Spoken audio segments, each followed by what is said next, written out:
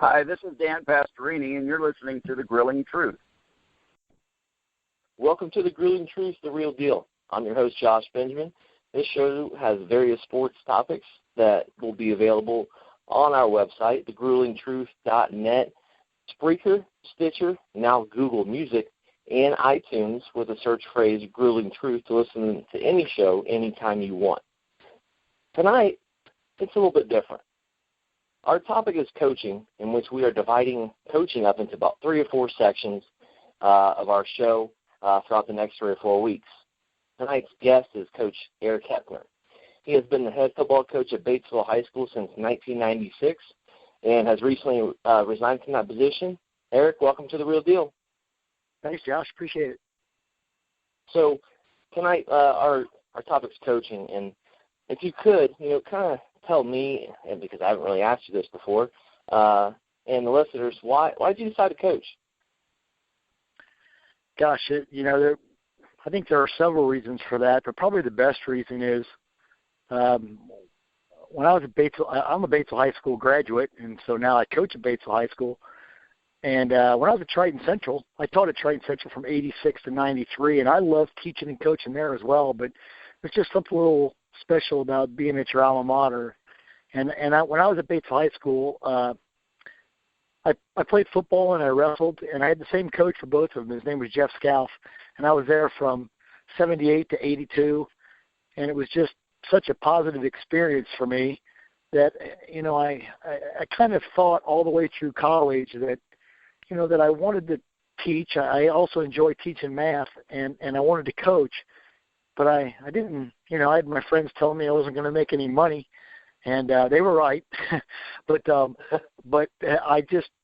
I was an accounting major for a while, and I dabbled with business, and finally at the end of my sophomore year, I declared math education to be my major, and it was just like a relief. I knew it was right, and again, I think the reason that I decided to teach and to coach was because I had such a positive experience when I was at Batesville High School, and I really was excited to possibly bring that same positive experience to other kids.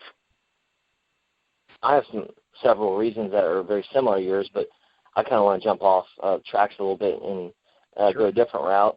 When I was in high school, I actually didn't know what I wanted to do. I knew I wanted to teach because, first of all, that's all I've been around is school. And so I see coaches, I see teachers, I see friends, and all those things. And I like the atmosphere. I like how you have to show respect, and you have to be organized, and you have to have time management, all these different skills that will set you up for success later in life if you don't even decide to go in the education field. But I played 3 sports in high school. I love sports, and so, coaching after my playing days through college, I wanted to jump back into that and do the other side. And I wanted to learn the game a little bit more, and to be able to be on that side of the fence, per se, when it comes to sports as far as coaching. It's been a blessing to be able to endure so many different aspects of coaching that I have seen through different coaches, different programs, different levels of play, and that's definitely one of the reasons that I decided to coach. Another reason, and if the listeners have listened to the last 3 episodes, I've talked about life skills quite a bit, and to set kids up for success is one of my important goals in life as far as an educator, as far as a coach, and I wanted to do that through sports. And there's so many things that you learn in sports that you'll carry over into your life after those playing days. And those are some really, really big reasons why I decided to coach.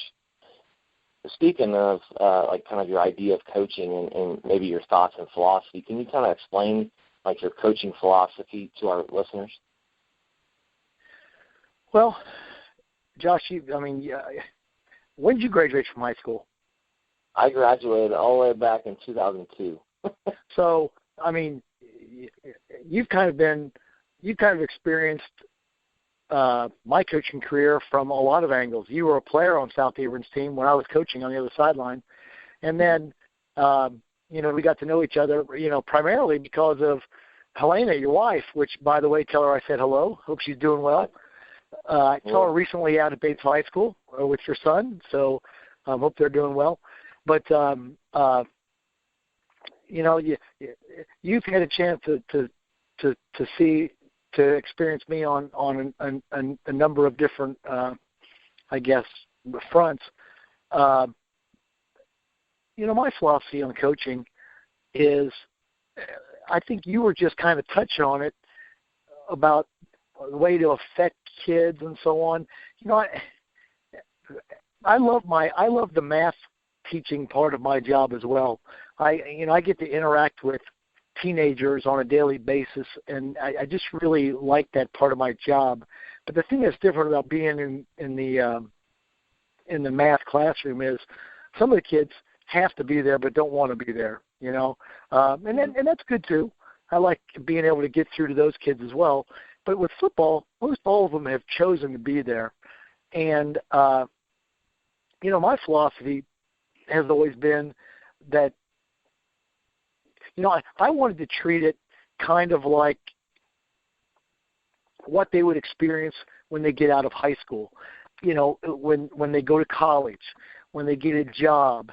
And you mentioned at the start of the show that, the guys with whom I coach, Tim Hunter, Mike Plager, Steve Oyer, Harris Nobby, and myself, we all, we've been kind of discussing it for about the last 3 years, and we knew before this season started that we were going to retire at the end of the season, and we did, and we have no regrets.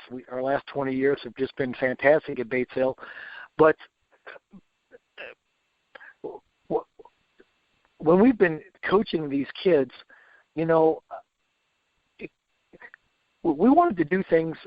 We wanted to coach the kids in such a way that applied to, like I said, their college life and their professional life after college, or professional life right after high school, whatever the case may be. And what I mean by that is, we always tried to stress, hard work. We're going to lift 12 months a year, period. You're going to be held accountable. And that's why we're going to be successful, not because we have some secret offense or some secret defense. We're going to be successful because we work hard in the weight room 12 months a year, and we chose an offense and we chose a defense. Granted, I think a lot of people thought they were a little, quirky. Our offense and our defense were different, but I don't think that matters. I think what matters is, I think the best programs at any level, it doesn't matter if it's high school or college or professional, I think those programs, pretty much choose an offense and choose a defense, and they stick with it. They teach it at the lower levels, and the kids know it as they come through, and they get better and better. And by the time they're at the high school level, they're really good at it. And the reason I mentioned our retirement is because I've heard from so many kids. I think we announced our retirement on was it, I don't know, December the 7th or something like that. And for the next few days, I was just absolutely inundated with emails and text messages, just phone calls, and it was great. But as much as we wanted to positively affect the lives of the kids, I don't think we had any idea, because it was really just overwhelming hearing from all the kids. And so when you say, what was our philosophy, how we coached, I definitely thought we always wanted to just be really, kind of blue collar about it. Look, we're going to be good because we're going to work hard 12 months a year in the weight room. We're going to do what we do. We have an offense and a defense, and fortunately for me, we had continuity in the coaching staff, and I think those are the big reasons why that we were fortunate to experience some success over the years. A lot of things come to mind when you kind of touch on all those different aspects of your philosophy in those situations. The coaching philosophy that I have, and it breaks down into several different things, but I'm not going to ramble on here, but being able to put student athletes in positions to be successful, whether that's a tough situation and you make them mentally tough, whether that's creating the atmosphere of working hard and giving effort, whether that's teaching selflessness, whether that is trying to help student athletes become leaders on the field and off the field in the classroom and so on. Coaching is pretty similar to teaching in a lot of ways. Absolutely. And, kind of touching on the day that you said that you and your other coaches, you kind of told everyone you guys are retiring and done at that point.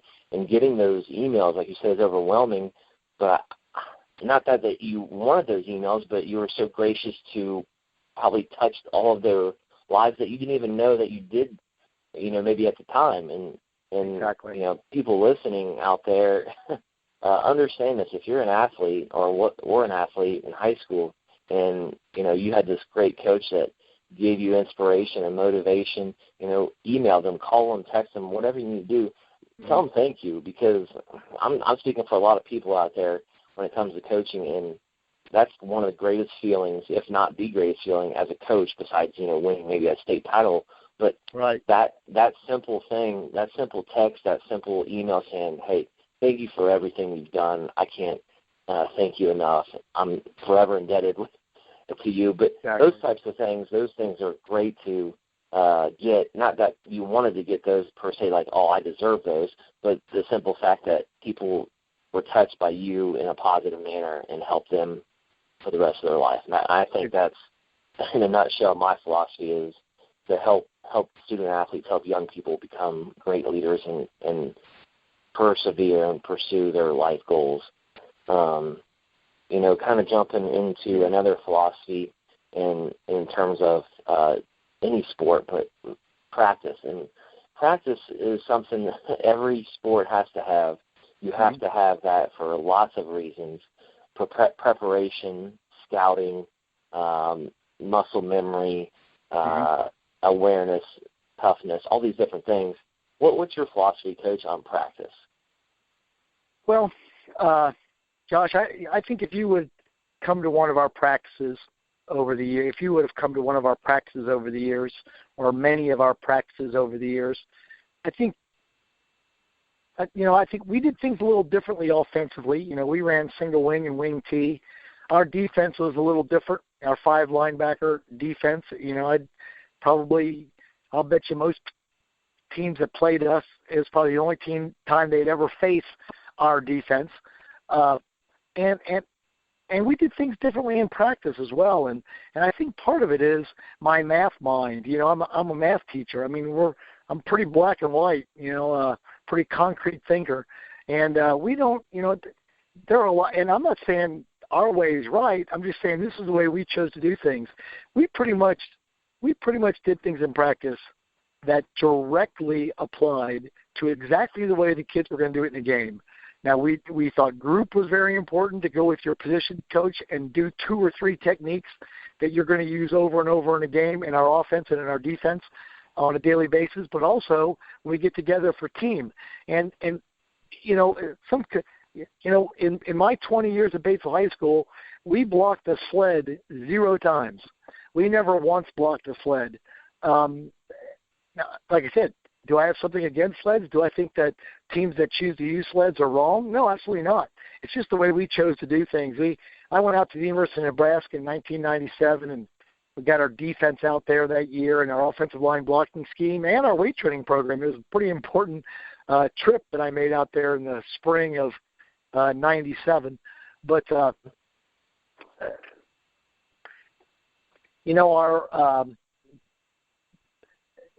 I kind of lost my train of thought there a little bit, Josh. But you were asking me, I'm sorry again, get me back headed in the right direction. What were we discussing? It was just kind of the philosophy in your practice and sure, right. maybe how your practice was structured. Yes, thank you. Yeah, no right. problem. Well, the point was when I was at Nebraska, they said that they block people because people move. Try to get rid of you. Try to twist and turn, and a sled doesn't do that. Now, sure, is there good benefit for getting your hands on the sled or your shoulder on the sled and driving your feet? Sure, of course. But I think that if you would come to our practice, I think what would strike you is that pretty much everything we did directly applied to the way the kids were going to use it in a game. Now, sure, we would do things like maybe at the end of practice we would do some conditioning. That might be a few minutes. But for the most part, the vast majority of our practice time was devoted directly to doing movements, doing skills, doing plays that the kids would directly use in a game. So I think that was kind of our practice philosophy. To kind of combine that with some of the things that you said, our practice philosophy when I was a head coach was, one, it's structured and very organized. Oh. Two, it has to be game speed. In turn, you may not have to condition at the end, depending on how well we went as far as game speed. So kind of start the week, we meet on Sunday. We talk about, obviously, our opponent. We have things already broken down as far as tendencies for our opponent, offense, defense, special teams. And then we kind of put that together and say, okay, Monday, this is what we normally do. This is what we do. Tuesday, this is what we do. Wednesday, and so on. And we know position coaches know what they're doing from Monday through Thursday. Special teams coordinator, defensive coordinator, offense coordinator know what they are playing for their groups as far as what plays to be ran during scout, or for scout, I should say, and how the fundamentals are taught throughout the week and what things we need to work on as far as us. And situational stuff, I think, is very important. I think you touched on it a little bit. You said exactly what they would do in a game, which is so important because you have coaches out there that do certain things in practice, and then they may not even use it in a game at all. And so that time is lost, and I think that's how sometimes games are won and lost, just by the preparation and the practice and the meetings that coaches have, whether it's before or after practice or just on Sunday, however you want to do it. But I think that's so important, and the conditioning, the game speed part is so critical. As a high school athlete myself, and hearing the words, "We won't condition if you go hard in practice." I'm all for that. And that's what I try to do myself. So that increases competition, and it increases those game-like situations as well, like you mentioned before. So I think all those things are critical. Well, go ahead. Very specifically, you were, I thought, I was kind of giving you a general answer on that, and you were talking very specifically about the weekend and Monday and so on. I think you'd have been even surprised by some of those things as well, especially during the week. But, for us, the weekend, like most coaching staffs, was just Saturday was, 8 o'clock in the morning, the kids are there. We go through, lifting, running, stretching with them. The reserve team goes out and practices in helmet and shoulder pads on Saturday morning. And then the coaches, we break down the 2 films from our opponent or more, whatever it is, put every film in the computer, sort it by down, distance, formation, play, all those things. Sunday, I have a coaches meeting on Sunday morning with some of the coaches. The weekend is gone. On Monday, with just the varsity, we start talking already about our plan against the next team. We watch film because I watched every play, not every play, but a whole bunch of plays 11 times so I could see what each position did, and I took notes. And some kids think they're doing their jobs, but when they watch it on film, they think, oh, wait a minute, Coach Heppner showed me the way we do it in group. I'm not doing that. And so that was very important. But then on Tuesdays and Wednesdays, Tuesday was largely defensive day with a little bit of offense, and Wednesday was opposite. And the thing that you would have been surprised about, Josh, I'll bet you in the last 15 years at Batesville High School, I'll bet you every single year, I bet you could count on 2 hands the number of times we went full pads in practice. And I'll bet most years you could count on 1 hand the number of times we went full pads in practice. We went pro pads. We went helmets and shoulder pads almost on a daily basis. Now, it was physical. It was still live. But we had a quick whistle. The kids understood that our goal was to not be on the ground, because we learned early on that we're going to have a hard enough time staying healthy playing our opponent on Friday night. We didn't want to do it we didn't want to hurt ourselves also. So, and then on Thursday, Thursday oftentimes, especially early, those were our longest practices of the week because you're doing everything. Brushing up on offense, brushing up your defense, doing every special team and every special team special case, onside, hands team, all those things, fake extra point, all those things. So that's kind of the way we structured our week of practice. And I'm sure the way you structured your week of practice and the way we structured our week of practice had some similarities, but also we had our own personal traits as well. Sure. And to add to that, you mentioned about going pro pads all those years, and I didn't even know that about how your practice was structured when it comes to that. Coming from a program in which how many players at the high school level would you say were on average that played each year, that were on the team, I should say? Oh, gosh, I bet we were, I'd say 50-ish. I'd say right around 50. Okay. From sophomore up. Sophomore through senior. That's okay. Sophomore up. So with freshmen, probably, about 70. Okay. So, and sometimes that's different when it comes to not only philosophy, but the numbers you have and the philosophy. Yes. I know other coaches that have about the same numbers and do it differently. Like you said, you do it your own way. You have your own ideas. And I know other coaches about the same numbers that would go full pads 3 days a week, Monday through Wednesday, or Tuesday and Wednesday really hard with pads. Or in my case, I was at a very small school, very low numbers, trying to build numbers and build that program up. And so we adopted a philosophy kind of like you in the terms of less pads, quick whistle, game speed type things, quickness and getting in and out of drills and things like that in place. So that's I did not know that, that's good to know. So like you said, and like all the listeners out there taking some notes, philosophies are ideas in which you truly believe in, that you've seen happen, maybe that you have done yourself. And if someone asked me something about my philosophy, and I said, almost my philosophy just matters to me, and your philosophy matters to you. And if there was a play that was called whatever the name of it was, and it was spin around the circle and turn and run, and if that worked every time, and if all 11 players, and in this case football, believed that and truly understood how to do that, how to execute that play, then that philosophy is theirs. And so that's so important when it comes to expressing your philosophy to not only your coaching staff, but also your players, and maybe even your parents too, that are interested in that aspect. Sure, I agree. Having a successful program like you had in those 20 years, correct me if I'm wrong, I think you had won over 140-something games, and you had 8 sectional titles with those over 140-ish wins. And, what would you say would be the key aspects of having a successful program?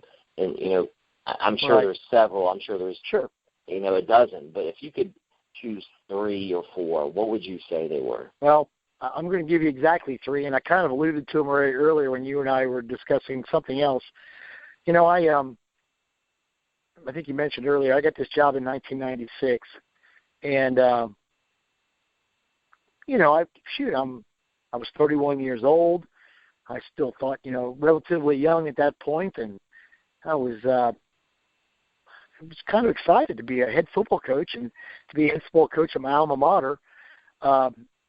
And it's easy to listen to people say things to you and to start believing them.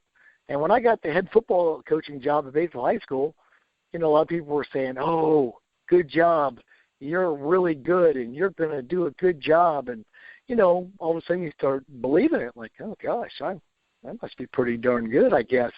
And we promptly went 1-8. We won 1 game and lost 8. And I got to be honest with you, I don't know how we won 1, to be perfectly honest with you, because we weren't any good.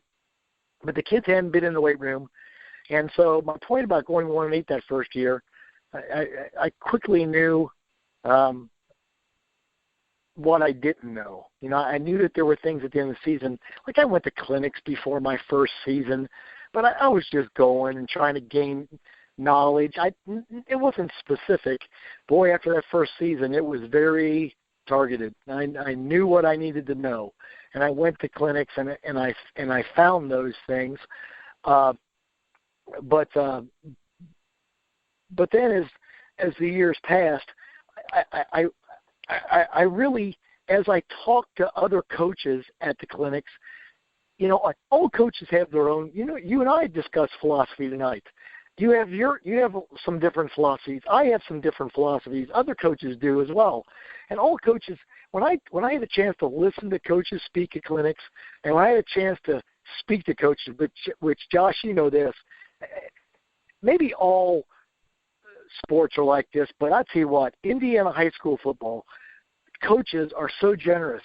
You can come across the most successful coach at the biggest school and won state championships.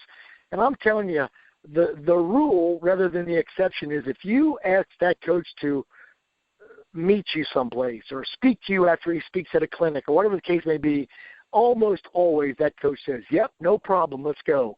And I think part of that is the fact that those coaches remember being in the same position and wanting to talk to a coach with experience. But I remember I had a chance to talk to a bunch of coaches. Chris Geisman at Penn High School, and Dick Dolahan was at Ben Davis, and I get a chance to talk to all these really good coaches. And what I figured out, I had to start kind of wading through all the differences. Some guys like to throw it a lot. Some guys like to run it a lot. Some guys wanted to run a 5 front on defense, or now a 3 front. Some guys wanted to run a 4 front. But I wanted to kind of find the common threads in the successful programs. And I really kind of boiled it down to really 3 things. And I really tried to focus on these 3 things in our program over the last 20 years. The first thing was, first and foremost, and of course you know this, Josh, and every coach knows it. Every coach knows it, but still some coaches don't do it. You better have a solid weight training program that is attended by everyone 12 months a year. And it's not pleasant. It's like we never had advanced PE 1 year ever in all the years I was at Batesville High School. I had to motivate the kids to come in before school or after school, mostly after school, but they had to be there. And if they weren't there, it's unpleasant, but I had to go find them, and I'd have a chat with them. And I told the kids, I always told them, I said, look, basketball, they're allowed to have cuts, right? You're allowed to have cuts. Well, we're allowed to have cuts too. And I'm going to tell you this, we're going to have cuts. But if you make 90% of the weight training days or more, you will guarantee yourself that you'll be part of the team. You could be the worst football player at Batesville High School, and you're going to be on our football team. But if you don't make 90%, well, then you're on the list that could potentially get cut. And the kids saw it. They knew, and after a while it just became, part of the culture. They didn't think anything about it. We lift. We lift 4 days a week in the summer. And we lift at least 2 days a week during the school year. I got that at Nebraska. We kind of changed from 3 days a week in 1997 to 2 or 4. The kids wanted to come in 4 days a week. But anyway, first and foremost, you better have a solid weight training program. You know that. It doesn't matter if it's high school, college, pro. You better have a solid weight training program. And we found a weight training program. We believed in it. We stuck with it. The second thing of the 3, I believe that too many teams have an offense of the year or a defense of the year. Heck, some teams have an offense of the week, and how can the kids get good at it if the offense is constantly changing or the defense is constantly changing? The best teams at the high school level, when I got a chance to talk to those other coaches, have been running the same offense and the same defense year after year after year after year. But as a result, they were good at it. Their middle school teams ran it. Their freshman teams ran it. Their reserve teams ran it. And then when they got to the high school level, they were really good at it. So solid weight training program, pick an offense and defense, stick with it, and teach it, know it. And the third thing, this is the hardest one to control, but we were very blessed at Batesville to have been able to do this. but I think continuity in the coaching staff is just so huge. Tim Hunter was with me for 20 years, as was, Terry Nobby, as was Mike Plager and Steve Ollier. And those guys, it's like teaching. I think I'm a better math teacher now after 30 years than I was after my first year. And those guys were certainly better coaches after 20 years at the varsity level, as was I. So, I really think that those are the reasons that we were able to have success. We had a solid weight training program that the kids believed in, and they worked at it hard and attended 12 months a year. That was the first thing, weight training. Second, we had an offensive defense. We stuck with it. We taught it year after year after year. And third, we had continuity in the coaching staff. I think that those are the three things that mainly led us to be able to enjoy some success. Wow, I'm not sure how I can follow that, but those are great points, Coach. And I'm trying to think of different aspects so that our listeners can hear multiple keys to having a successful program. Sure. It's easier said than done, but you need to be objective-driven and have goals. And you need to share those goals with your staff, with your players, and so that they understand what we're trying to strive for. If you try to say we're going to try for state finals every year, is that realistic, first of all? Two, what if that doesn't happen? Now, do they believe in what you do? And that's those two things. That's kind of really two, I guess. Those two things are so important. So setting goals and achieving those goals, whether those are huge goals, small goals, whether that's weight room goals like you talked about, whether that is position goals, whether that's playing time, whether that's goals as far as for the different aspects, offense, defense, special teams, whether that is your coaching staff as far as learning the game and learning how to become a coach, especially if they're new or young. So objective-driven and having those goals are so important, and be able to share those, incorporate those anytime you can, and understand what everyone's trying to strive for. Right. Kind of what we touched on tonight a little bit, our philosophies. You have to have a philosophy. If you go out to coach any sport and you kind of just, well, this is the way I've been taught and I've done this and it works and this is it and I don't know any other things. And that's all well and good that maybe that's what you know, but is that truly your philosophy? And that's important, especially if you're the head of the program, because you must push that into the rest of basically the members of your program, whether that's players, whether it's coaches, whether it's the younger levels, youth and middle school programs. I'm speaking in terms of a high school program, but that's very important. And the continuity part you talked about with coaches, that the philosophy needs to be continuous throughout that program as well. And can be modified for different levels? Absolutely. And I highly encourage that. And then something that I think is important, because if you don't have this, then how are you going to communicate? How are you going to know who's on the same page? How are you going to share those philosophies? How are you going to be objective-driven as a program? Is knowing how to build relationships, being a person that can relate to multiple feelings and multiple situations, and being able to know how to take care of a kid that may be different than another. Maybe you have to get on this student-athlete, and maybe the other one you have to pull aside and talk to him separately. Or maybe you have to get on a coach or coaches or a younger program or so on. But knowing how to build relationships is very important to have a successful program, in my mind. Going off with the coaching aspect, what are 3 or 4 things, Coach, that coaches must know or have to become a coach at any level, whether it's youth, middle school, high school, collegiate? What must they know or have in their toolbox, per se, to be successful? Gosh,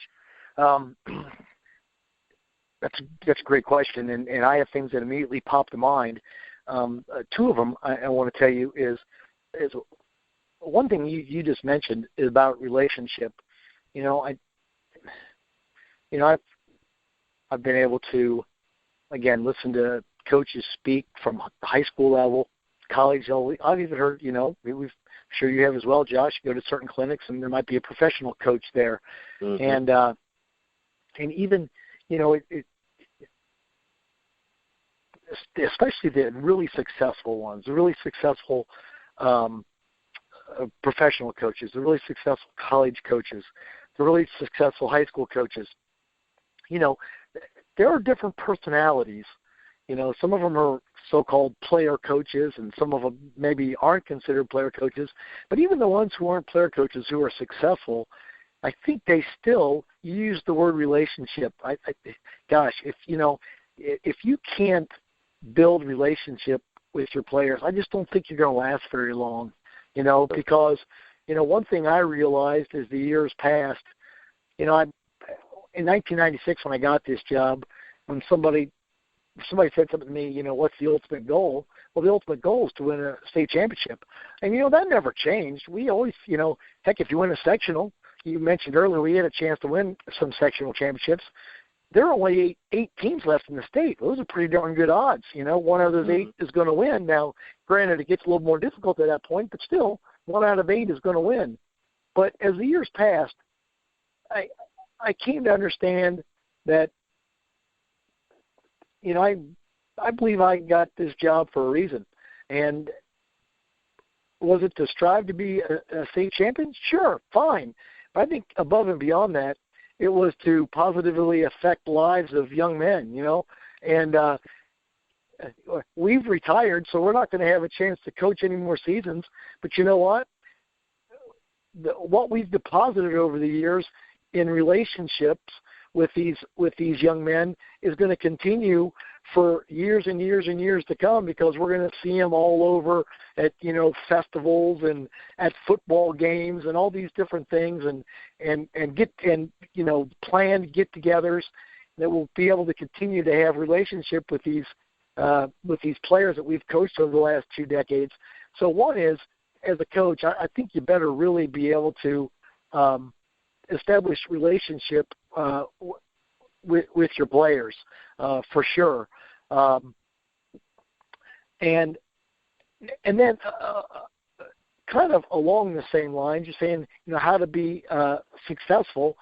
And that was basically the question, right, Josh? Yes, yeah. What things coaches must know or have to become successful at any level, as far as any sport? Right. So that's one thing. You better be able to have relationship. But I think different coaches are different. We've said that several times. I think different coaches coach in different ways, and I think different coaches are blessed with different abilities. And for me personally, I don't know. I look at other coaches all the time and think, wow, he does that better than me. And gosh, I wish I could do that. But if God did bless me with a certain ability that over the years I've come to appreciate while I coached, it was the ability to be able to tell kids things in a certain way and have them believe me. You know what I mean? Mm-hmm.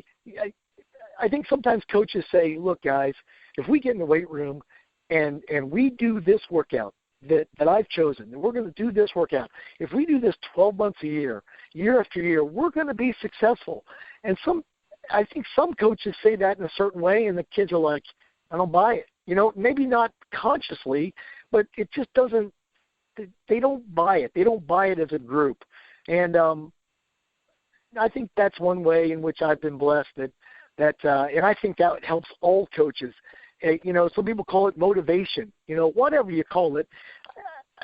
I over the years, I've been able to tell kids things. We have team meetings in the off season or whatever the case may be, and I tell them, look, guys, I think if we do this, we're going to be successful. And the kids believed it, and the kids continued to play Batesville football over the years. Josh, I told you earlier, we probably averaged about 50 players over the last 2 decades. If we'd averaged 35 players over the last 2 decades, I wouldn't have been a coach for 2 decades. So you got to be able to build a program and have the kids believe what you tell them. But then I think some coaches, and this is the last thing as of right now off the top of my head that I want to say about this is, I don't know if fun is the right word or enjoyable is the right word, but you got to create a program that is attractive to the kids. They're like, man, I really like being in this program, and I can't wait for next year. Maybe I'm a sophomore, and when I'm a junior, I can't wait to be back. When I'm a senior, I can't wait to be back. Or if you're in the lower level saying, I can't wait to be a varsity football player one day. Because bottom line is, it has to be enjoyable. And I think some coaches kind of maybe lose that perspective a little bit sometimes, like, oh, we're going to go hard 100% of the time in practice, and it's going to be all work all the time. Well, that's great, but if it's not fun for the kids, it's going to start unraveling. Yeah, maybe you keep the superstars on your team, but the kids who aren't getting a lot of playing time on Friday night, maybe not even getting a lot of playing time at the JV level, might say, you know what, all I'm doing is working hard. This isn't any fun. The heck with it. See ya. And I heard a coach say one time that too many coaches worry about the kids at the top. Those kids are staying. The best players are going to stay. He said he would always try to find the lowest kids on the team, the kid that's not getting a whole bunch of playing time, the kid that isn't all that talented, and he'd try to find something maybe in practice that, hey, saw you catch that pass today, Johnny. Good job, man. And because if you try to really keep it solid at the bottom, that's when you have 50 players instead of 38 or 40 players. You know what I mean? And Josh, as a football coach, numbers are everything. I said as the years passed, I always thought, look, you give us numbers, and I think we'll be successful. I always thought that, and so those are kind of some of the things that I think that successful coaches do that breed success, on a regular basis. Yeah, the last point you had made about reaching all players, especially the ones that maybe don't play as much, that is so crucial, especially in football. I agree. Football coaches out there listening, I can't stress that enough, and I just want to talk about that just real quick and kind of reiterate what you said. You may have your top 22 that are great, spectacular. Injuries happen, games where they are taken out due to scouting from opponents, whether it's just the scheme that you're going up against may be difficult as far as getting that player plays where they're successful, and having other players step in and being able to fulfill those responsibilities and roles. It may be on special teams, but that's important. And myself being a special teams guy, that those plays right there, those are the hidden yards. Those are, the big momentum plays and situational plays as well. So I couldn't agree more on the fact that when you're in practice, whether you're walking up to the locker room, grabbing Johnny on the shoulder and saying, "Hey, great catch today. That was great, a great route," or just those little things, and that spins back to those letters and emails you probably got after you announced that you're retiring, Coach. So it's those little things, in my opinion, that make everything happen. I want to quickly touch on. I'm sorry, were you going to say something, Coach?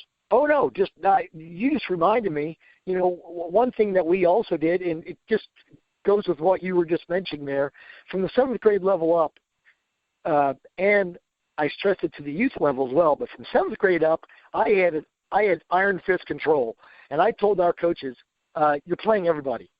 And what I mean by playing everybody, it's not just 2 or 3 plays at the end of the game. You pick a quarter, at least a quarter, and you get him in. Now you might have to, kind of a chess game. If you're putting in your weakest player, maybe a defensive tackle, maybe you put your best linebackers around him and your defensive end and so on, right? But the bottom line is you get those kids in the game, because the kids who don't come back, usually it's because they don't get to play. Let them play. And what I always told coaches is there were a number of times over the last 20 years where we had a kid who, as a sophomore, I would have probably bet my house that he would never start a varsity football game for us. And by the time he was a senior, he grew some. He got serious in the weight room. Maybe an injury happened or whatever. But all of a sudden, he's a starter for us and does a decent job. And I always said, look, if I can't tell when a kid's a sophomore, that he's going to, whether or not he's going to be a varsity player someday, I don't want you deciding when he's a 7th grader or a 4th grader. You know what I mean? Let the kids play. And I always said, look, if you win every single game, you're undefeated in a season, and only half of the kids come out next year because only half of them got to play a lot, you failed. You know what I mean? If you switch it, I'd rather you win half the games and all the kids come back out. Now, in a perfect world, you win them all and they all come back. But the bottom line is let the kids play because, again, part of keeping the numbers up, we really believe in that, especially from the 7th grade level up. You know, the things that you mentioned, plus some of the things I mentioned, or I'm getting ready to mention, I should say, are so vital in becoming a coach, being and staying as a coach for a very long time like yourself. You know, be a sponge. Talk to other coaches, especially when you're younger, because that's when you're developing your philosophy. That's when you're figuring out what you are going to do and specialize in, and obviously have more knowledge in other aspects as well, in other positions and other sides of the ball, especially football and so on. You know, so that's important, being knowledgeable about the game and soaking in all that information from even assistant coaches or other head coaches or college coaches, like you said, when you took that trip to Nebraska. Another thing, you know, I always try to preach selflessness and putting yourself behind the program and sacrificing for the team and promoting that attitude and being a mentor as a coach and exhibiting those different traits to be a role model like yourself and myself and other coaches listening. And that's very important in the aspect of down the road and those guys accepting and understanding, okay, what we're trying to do, whether it's, you know, 2 years from now when they graduate, or whether it's 5 years after they're out of college, or whether it's 10 years when they're having kids and having families. And so I think that's really important. And the last thing is making it meaningful. You know, going through the motions, whether it's off-season, in-season, games, practices, whatever, make it meaningful. And I got 2 quick stories some things that I did as a head coach. I had a situation where I want to do something for the seniors, and, you know, everybody kind of has a senior night, and, you know, moms get flowers, which they did, and you know, dads, you know, got something, but I wanted to make it a little bit more than that. I want to make it a little more emotional, so they would never forget that emotion and that type of atmosphere. I called the players, the seniors by themselves, and said, you are going to write a letter to your parents, and you're going to give it to them on senior night. They're going to read it right before you go out before senior night, and, you know, tell them things that maybe you can't tell them in person, and that you love them, or maybe that, you know, I've always looked up to you, and, you know, all these different things that have maybe compacted all into one letter that you're going to hand to them. And what I also did was talk to the senior parents separately from their sons and daughters and said, I want you to write a letter to them, and I want you to hand it to them on senior night as well. But both groups did not know that each group was going to do that. So senior night comes upon themselves, and, you know, kind of add to that, the coaching staff also were assigned seniors that they wrote letters to, and, you know, it was a very emotional meeting with just the coaches and players, the seniors, I should say, in one room, and just sharing those letters, and there's a lot of tears, a lot of emotion, but that's something that makes it meaningful, and they'll never forget. And hopefully they keep that letter and those other letters from their parents, and the parents will keep, you know, the child's letter from there, and, you know, share that memory, you know, whether it's, you know, next week or after the season, just after the season, or, you know, 5 years from now, 10 years from now, when they have their kids and they share that with them. So I think that's so important. You know, making it meaningful is so important. I can't stress that enough. The advice that you would give, Coach, kind of sum it up here tonight. And again, thanks for coming on. And the advice that you'd give any new or young aspiring coach out there, what would you say to them as far as some advice? Well, now, when you say aspiring coach, do you mean aspiring head coach? Well, or just aspiring coach, period? I think, I'm going to be quite honest, I didn't know if I wanted to become a head coach when I first started coaching or not. I was still unsure.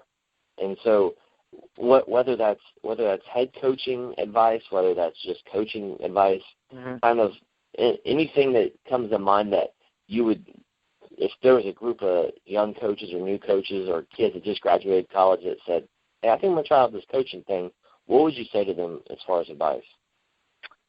Well, first of all, I think I got into coaching for the same reason that a lot of people got into coaching.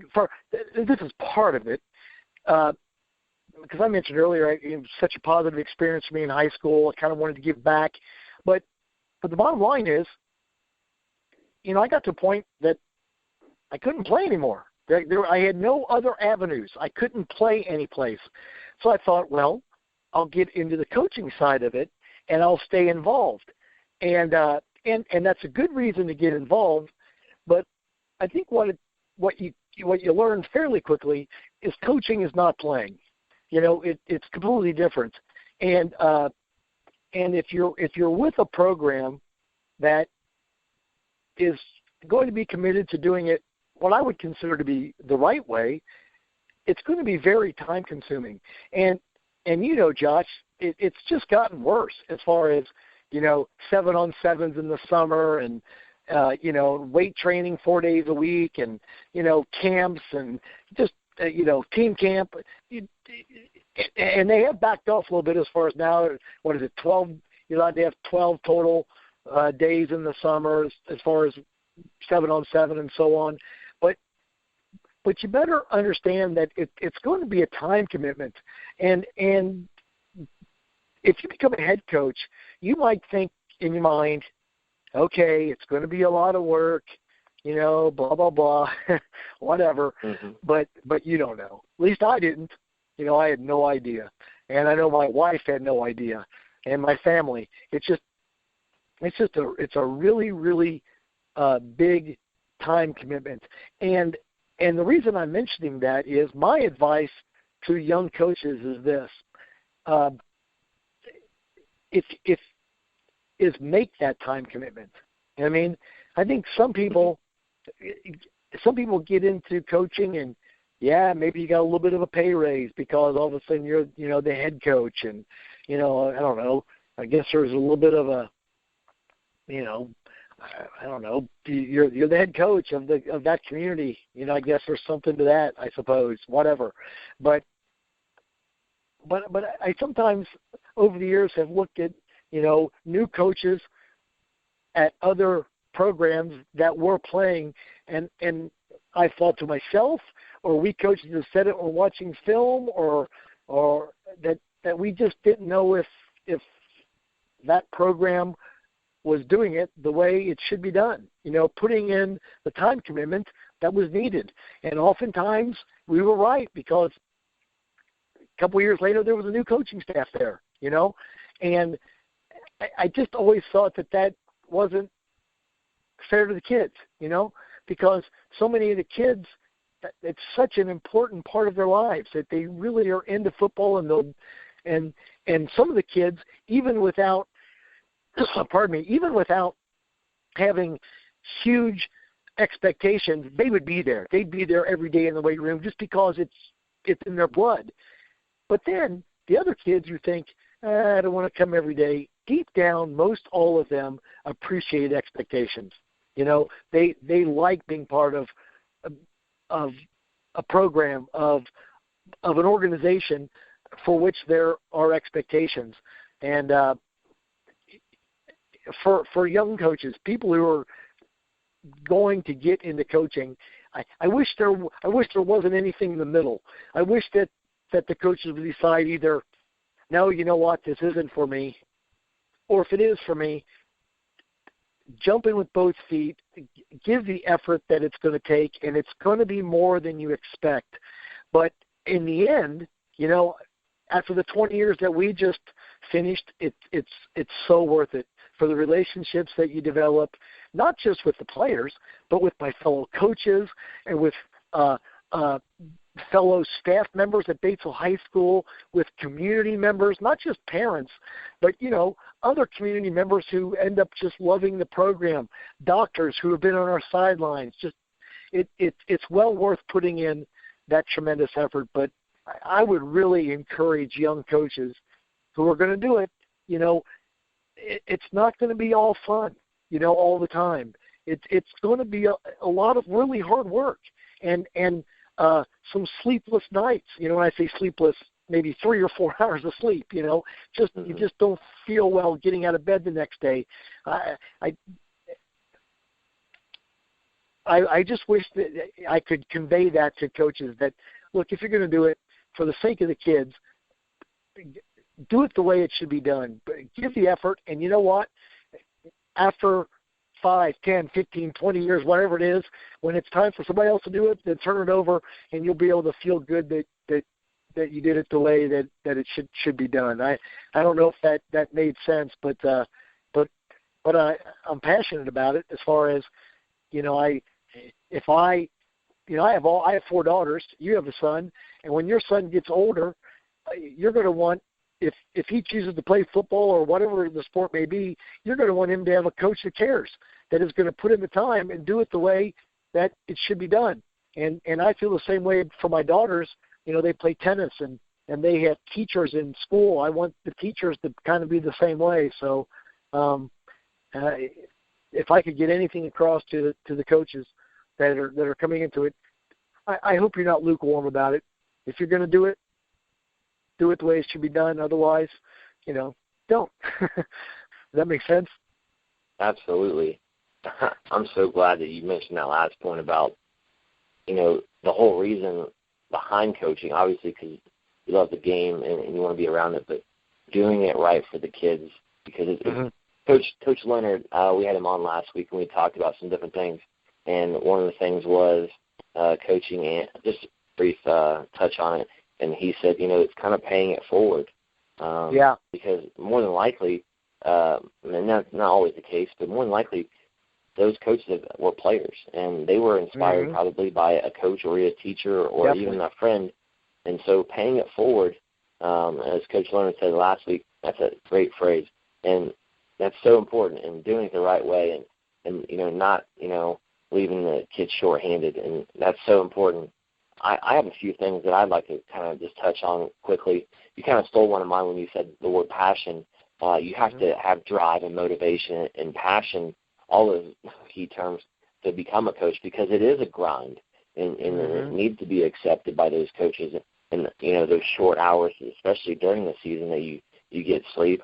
But it's one, like you said before, it's so important to give your full effort towards that program and those kids, because they deserve it, because they're doing the same thing for you and for those teammates.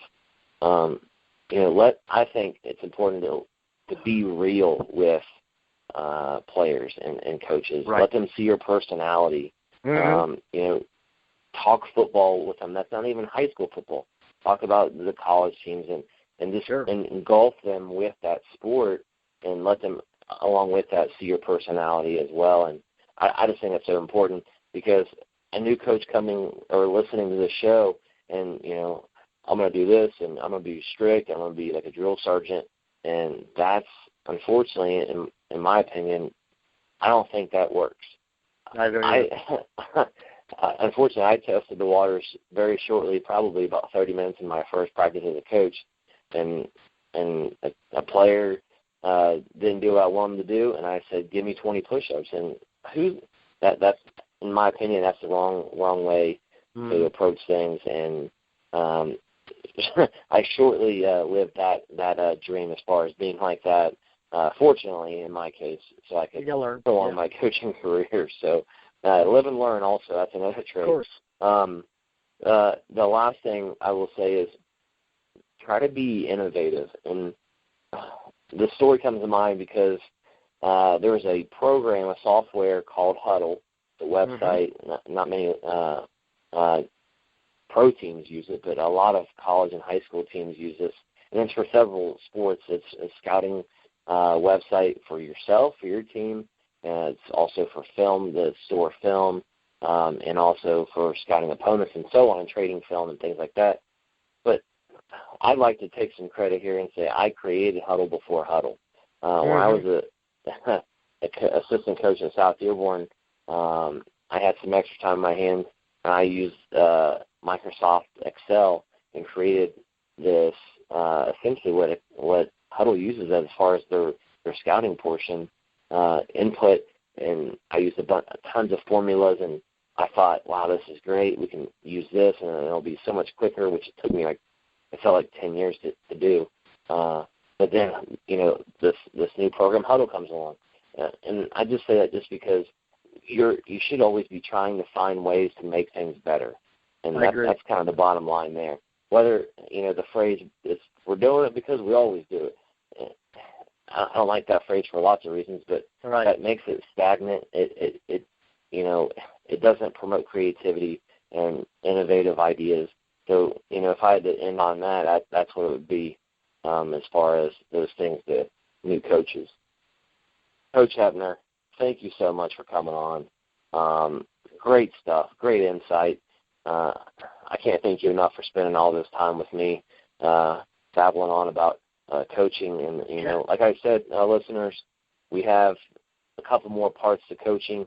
We just, touch the tip of the iceberg when it comes to information about, coaching.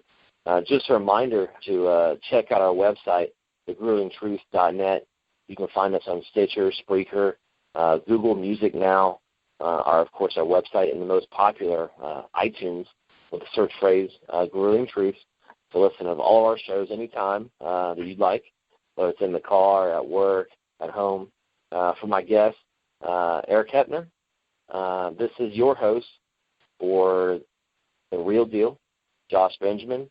Until next time, be real with what you say.